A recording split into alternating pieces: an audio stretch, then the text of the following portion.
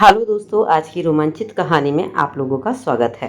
कहानी शुरू करने से पहले आप सभी से रिक्वेस्ट है कि कहानी को बनाने में बहुत मेहनत लगती है, इसलिए प्लीज़ अपना सपोर्ट दिखाएं और चैनल को सब्सक्राइब ज़रूर कर लें। आज की कहानी बहुत मज़ेदार होने वाली है। पूरी कहानी सुनिएगा और अच्छी लगे तो लाइक कर देना, चैनल को सब्सक्राइब भी कर लेना। मेरा नाम सीमा है। अब मैं 21 साल की हूँ। मेरे परिवार में मेरे माँ बाप हैं और मैं अपने परिवार के साथ दिल्ली में रहती हूँ। मेरे माँ और पापा दोनों ही एक बहुत बड़ी कंपनी में जॉब करते हैं, इसलिए हमारे पास पैसों की कोई कमी नहीं है। हमारे घर में ऐशो आराम की सब सुख सुविधाएं हैं। हमारे पास ढेर सारा पैसा होने के कारण हम एक बहुत ही बड़ी सोसाइटी से ताल्लुक़ रखते हैं और एक बहुत अच्छे घर में भी रहते हैं। इस कारण हमारा रहन सहन बहुत ही हाई क्लास है। मैं बहुत ही अच्छे कॉलेज में पढ़ाई कर रही हूँ।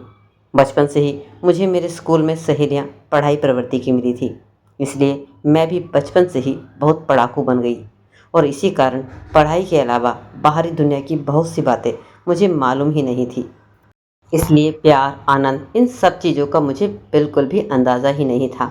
लेकिन जब से मैं कॉलेज में हुई थी, तब से मुझे ये सारी बातें थोड़ी थोड़ी समझ में आने लगी थी और तभी मुझे यह भी समझ आया कि माँ पापा भी आपस में बहुत प्यार करते हैं। मैंने कई बार अपने माँ बाप को ऐसे देखा था। मेरे माँ पापा तो बहुत रोमांटिक हैं और वे हमेशा माँ को छेड़ते रहते हैं। मैंने एक बार रसोई घर में देखा था। एक रात की बात है। उस रात लगभग रात के 2 बज रहे थे और मुझे प्यास लगी। मैं पानी पीने के लिए उठी और नींद में ही किचन में पानी पीने के लिए आ गई। लेकिन मैं पानी पीकर अपने बेडरूम की तरफ जा रही थी कि तभी मुझे मम्मी पापा के बेडरूम से कुछ आवाज़ें आने लगी। उनके बेडरूम के दरवाजे के पास थोड़ी देर में खड़ी हो गई। दरवाजे के अंदर की आवाज़ सुनने की मैं कोशिश करने लगी। माँ कुछ कह रही थी और माँ के मुंह से कुछ अजीब सी आवाज़ें आ रही थी। साथ ही पापा की आवाज़ें भी आ रही थी। उनकी आवाज़ सुनकर मैं बहुत हैरान हो गई थी। इस तरह की आवाज़ से मैं अजीब सा ही महसूस कर रही थी। कुछ ही मिनट बाद जब उनके बेडरूम से आवाज़ आनी बंद हो गई तो मैं तुरंत अपने बेडरूम में गई और बिस्तर पर जाकर मैंने अपनी चुन्नी निकाल ली और बिस्तर पर लेकर थोड़ा आराम किया। मैं बहुत ज़्यादा हैरान थी।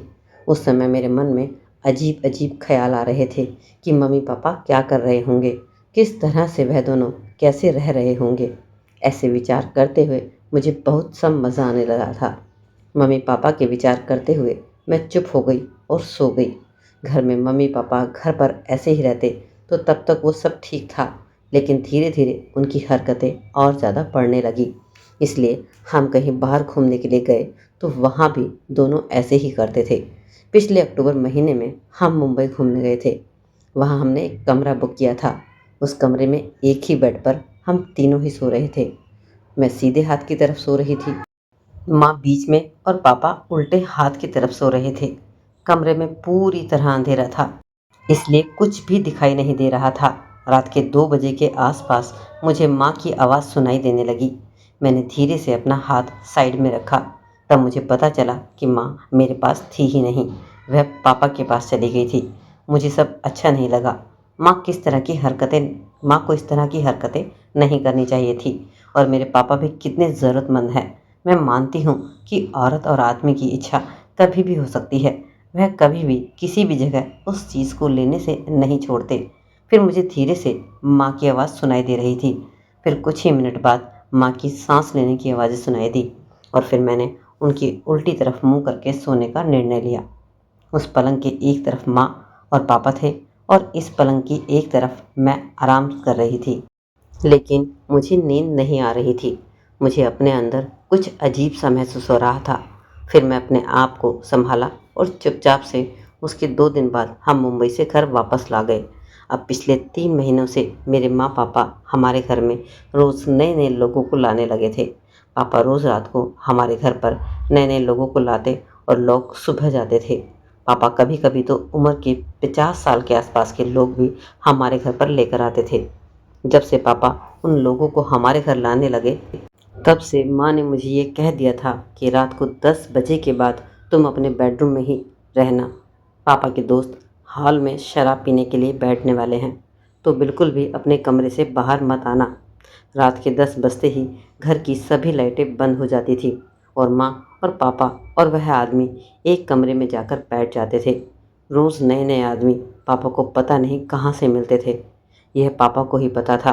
पापा और वह आदमी हॉल में शराब पीते और बैठते थे। तब तक तो सब कुछ ठीक था, लेकिन रात के जैसे ही 10 बजते माँ और पापा और वह लोग माँ वाले बेडरूम में चले जाते। न जाने उन लोगों ने मेरी माँ के साथ उनके बेडरूम में क्यों बैठना शुरू कर दिया। यह बात मुझे थोड़ी सी अजीब लगने लगी थी। इसलिए एक रात मैं मम्मी और पापा के बेडरूम के दरवाजे के बाहर जाकर खड़ी हो गई। उनके बेडरूम का दरवाज़ा अंदर से बंद था। उनके बेडरूम से बातें करने की आवाज़ें आ रही थी। मैं करीब 1 घंटा ऐसे ही खड़ी रही। करीब 1 घंटे बाद उनके बेडरूम से बात करने की आवाज़ें आनी बंद हो गई, तो मैं अपने बेडरूम में वापस आ गई। मुझे ठीक से समझ ही नहीं आ रहा था कि रात भर मेरी माँ और पापा और वह आदमी आखिरकार कर क्या रहे होंगे। इसी सवाल ने मेरे मन में एक जिज्ञासा पैदा कर दी थी, और इसी जिज्ञासा के कारण मुझे वह लोग और माँ बाप क्या कर रहे हैं जानने की इच्छा और ज़्यादा होने लगी थी। लेकिन मुझे डर भी लग रहा था, क्योंकि माँ ने मुझे अपने बेडरूम से निकलने के लिए बिल्कुल मना किया था। कुछ दिनों तक तो मैंने खुद को कैसे भी करके रोका, लेकिन कुछ दिनों बाद मेरी जिज्ञासा और ज़्यादा बढ़ती चली गई, और इसलिए मेरी भी इच्छा अब तेज़ होती जा रही थी। फिर मैंने अपने मन से बिल्कुल यह ठान लिया कि अब कुछ भी हो जाए, मुझे देखना ही है कि माँ पापा और वह लोग आदमी आखिर में बेडरूम में ऐसा क्या करते हैं। मैं सोचने लगी कि मैं कैसे उनके बेडरूम के अंदर जाकर देख सकूं। सोचते सोचते मुझे एक आइडिया आया। वैसे तो मुझे ये सब नहीं देखना चाहिए था, पर मन में एक जिज्ञासा थी, वह लोग क्या करते हैं। लेकिन अब मुझसे रहा भी नहीं जा रहा था। उस दिन बुधवार का दिन था। उस दिन मैंने सर में दर्द होने का नाटक किया।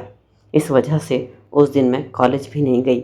मेरे माँ पापा के काम पर जाने के बाद मैंने मार्केट से 2 छोटे छोटे कैमरे खरीदे और माँ पापा के बेडरूम में गई, और मैंने वहाँ पर कैमरा एक गमले में लगा दिया और दूसरा एक मैंने टीवी के किनारे पर लगा दिया। दोनों कैमरे लगाने के बाद मैं उन दोनों कैमरों को अपने मोबाइल में लैपटॉप से कनेक्ट कर दिया, और मोबाइल और लैपटॉप को चेक करके देखा कि सब कुछ सही तरीके से दिख रहा है या नहीं। दोनों कैमरे सब कुछ सही तरीके से काम कर रहे थे। मैंने अपनी सारी तैयारी कर ली थी। ये उस बुधवार की रात मैं हॉल में बैठकर टीवी देख रही थी। तभी माँ मुझसे नाराज़ हो गई। उसने नाराज़ होकर मुझे सोने जाने के लिए कहा। मैंने टीवी बंद किया और मैं अपने बेडरूम में जाकर सोने लगी। फिर तभी मैंने अपना लैपटॉप खोला और मैं देखने लगी कि क्या फिर कमरे में होता है। तब मैंने माँ को देखा। उसने एक चमकदार लाल रंग की मैक्सी पहनी हुई थी। हर रोज़ की तरह पापा एक आदमी को हमारे घर लेकर आए थे। घर की सारी लाइटें बंद हो गई थी। माँ पापा और वह आदमी तीनों बेडरूम में थे। मैंने लैपटॉप में वीडियो रिकॉर्डिंग शुरू की, ताकि उनका वीडियो लैपटॉप में सेव हो जाए। मेरे पापा और वह आदमी शराब पीते हुए बैठे थे। माँ अपने और कामों में बिजी थी।